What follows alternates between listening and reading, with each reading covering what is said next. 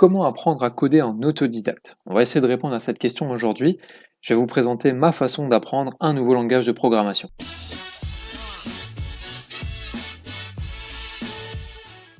Donc, ça fait maintenant 3 ans que j'apprends en autodidacte et j'ai regroupé les différentes étapes qui m'ont permis d'apprendre à programmer. Et la première étape, celle qui est vraiment essentielle et dont on parle assez peu, c'est d'apprendre l'anglais. Pourquoi apprendre l'anglais?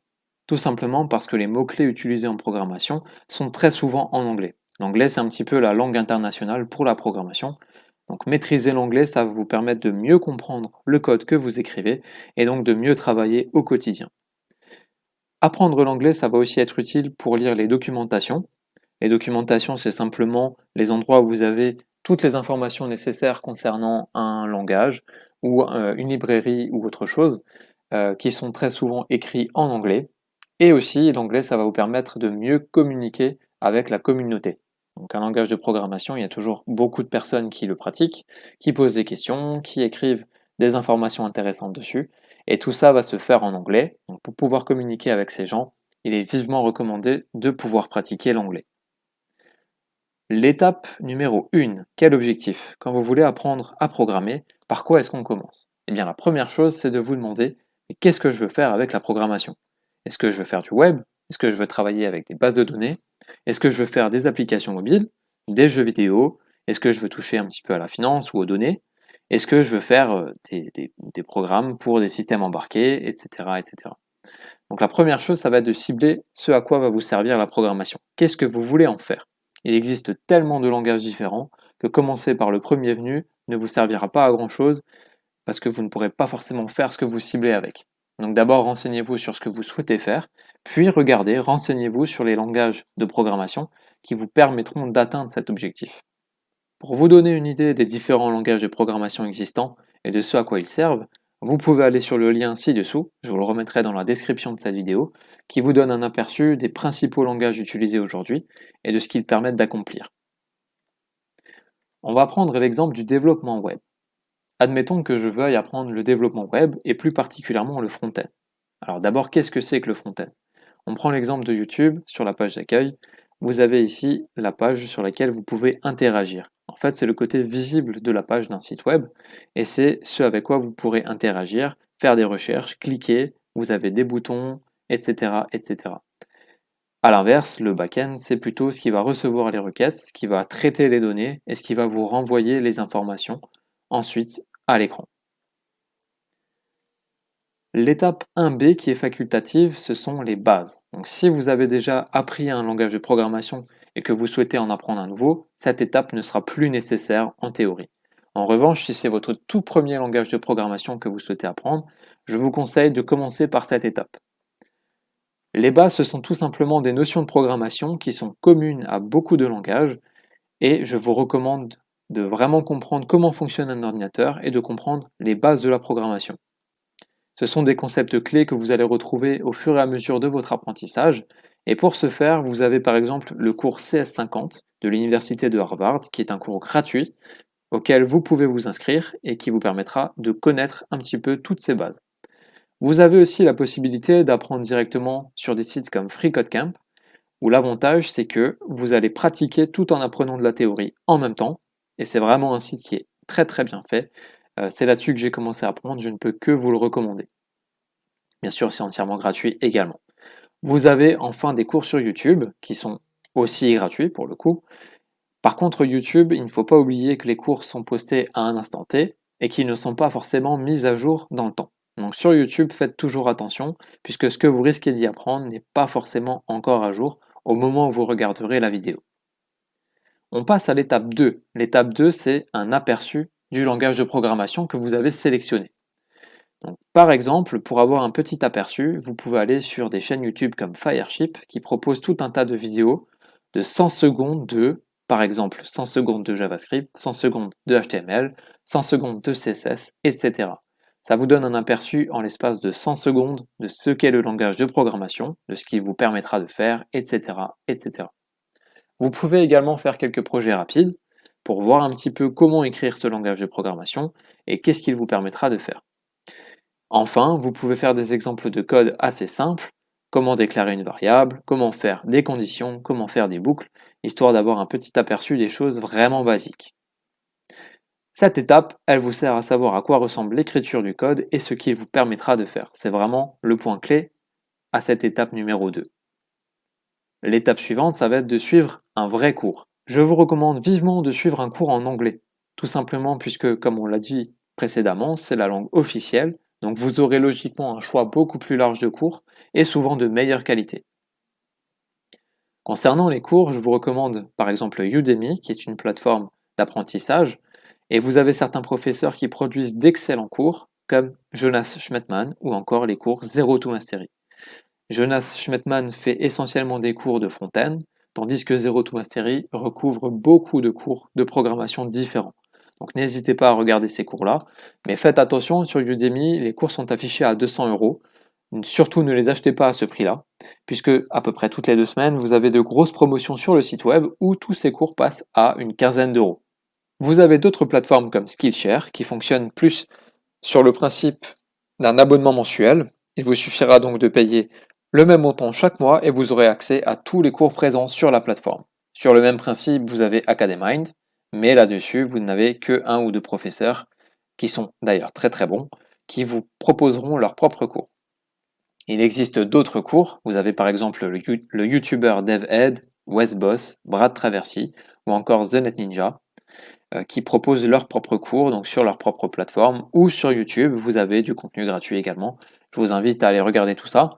DevEd est plutôt sympathique, il aborde avec humour tous les langages de programmation front-end qu'il propose dans ses vidéos.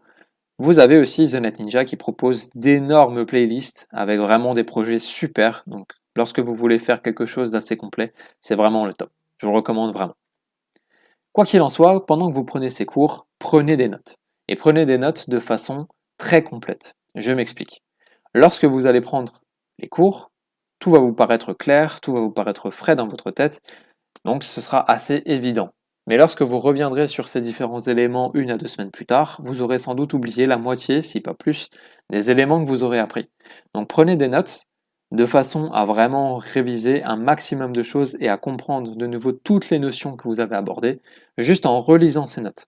Donc prenez vraiment le temps d'être le plus complet possible dans votre prise de notes. Ça vous fera gagner énormément de temps par la suite. L'étape suivante, ça va être d'effectuer de légères modifications sur les projets que vous avez faits durant vos cours.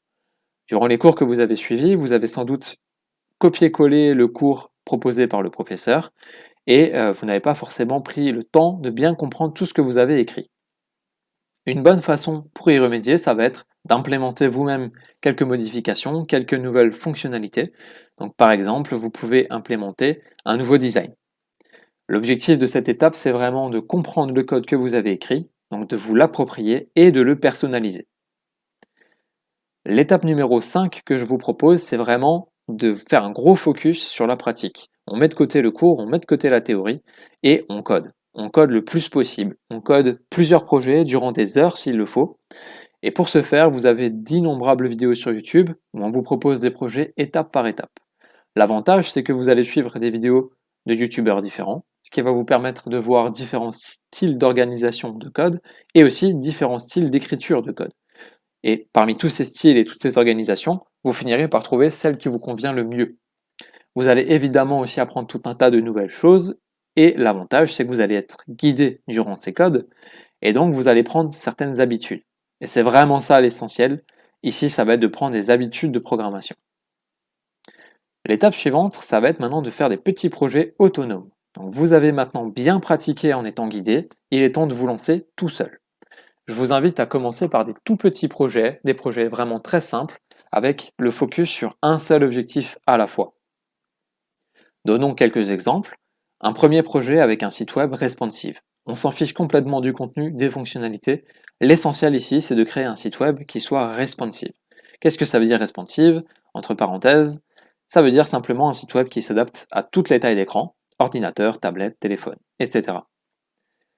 Un autre projet, vous allez maintenant vous entraîner à utiliser une API. Donc une API, c'est un service web qui va vous permettre de récupérer certaines données. Un autre projet, vous allez maintenant vous entraîner à la structure. Donc comment est-ce que vous allez organiser votre dossier de travail en y mettant les différents fichiers, les images, les fichiers de style, les fichiers HTML, CSS, etc.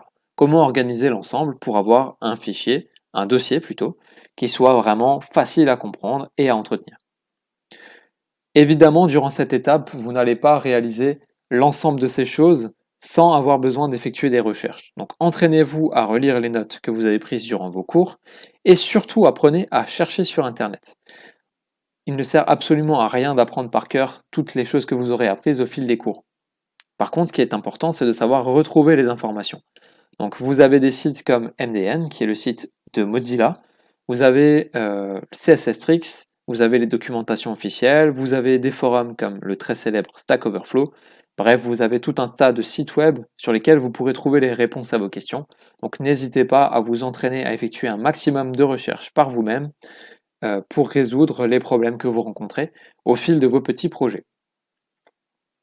Une fois que vous êtes bien entraîné sur ces petits projets, c'est le moment de passer sur des gros projets. Donc cette fois-ci, vous allez vous fixer plusieurs objectifs à la fois. En reprenant les exemples de tout à l'heure, vous allez par exemple créer un site web responsive tout en y implémentant une API. Vous pouvez aussi vous entraîner à manipuler des librairies.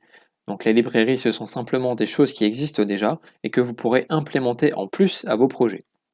Enfin, vous pourrez vous entraîner sur des projets déjà existants à implémenter vous-même de nouvelles fonctionnalités. L'étape 8, c'est la dernière étape, c'est créer de vrais projets. Donc cette fois-ci que vous êtes bien entraîné, vous avez vraiment passé des heures à coder, il est temps maintenant de passer aux choses sérieuses. Vous allez vous fixer un cahier des charges, c'est-à-dire une liste d'objectifs, de choses que vous voulez implémenter dans votre projet, ainsi qu'un délai à respecter. Et l'objectif pour vous, c'est vraiment de réussir à réaliser le projet en remplissant un maximum de choses de la liste, tout en respectant le délai que vous vous êtes imposé. Ça permettra de mieux vous connaître et de mieux savoir quels sont vos points forts et vos points faibles. Enfin, surtout, continuez toujours à vous former. Les choses changent, les choses évoluent au fil des années, donc vraiment il est essentiel de rester à jour dans vos connaissances et de toujours continuer à vous former quoi qu'il arrive. On va faire un petit résumé de toutes ces étapes. La première, c'est évidemment la maîtrise de l'anglais. Ensuite, vous devez trouver l'objectif pour lequel vous voulez apprendre un nouveau langage de programmation. Ensuite, prenez un petit aperçu des langages concernés. Suivez 2 vrais cours sur le langage concerné. Appropriez-vous les différents projets que vous aurez codés durant les cours. Habituez-vous à écrire avec le langage de programmation. Entraînez-vous à faire de petits projets simples, puis des projets plus complexes. Enfin, faites de vrais projets et continuez à vous former. Quand vous apprendrez de nouvelles choses, reprenez quelques étapes auparavant où vous apprendrez à vous habituer à ces nouvelles fonctionnalités. En bonus de cette vidéo, je vous mets en description un lien vers un recueil de 730 cours gratuits de programmation, mais également un lien vers de nombreux livres de programmation, et enfin un lien vers un recueil de 128 fiches de révision, le tout gratuit. Si vous avez aimé cette vidéo, abonnez-vous et likez la vidéo, tout en laissant un petit commentaire, ça aide toujours l'algorithme, et surtout partagez cette vidéo à vos amis qui veulent apprendre un nouveau langage de programmation. Merci, à bientôt!